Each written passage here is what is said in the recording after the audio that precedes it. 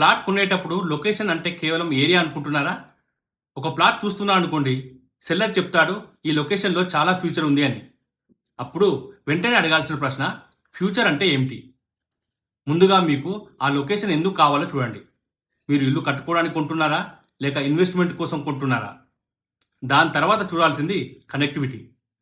Main రోడ్డుకి ఎంత దూరంలో ఉంది, near by schools, hospitals, shopping complex లాంటి అవసరాలు ఉన్నాయా? అలాగే ఆ ప్రాంతంలో డెవలప్మెంట్ నిజంగా జరుగుతుందా, లేక కేవలం మాటల్లోనే ఫ్యూచర్ డెవలప్మెంట్ అంటున్నారా అనేది గమనించాలి. అందుకే లొకేషన్ ఎంచుకునేటప్పుడు ఏరియా పేరు చూసి కాదు, మీ అవసరం ప్లస్ కనెక్టివిటీ ప్లస్ డెవలప్మెంట్ చూసి నిర్ణయం తీసుకోండి.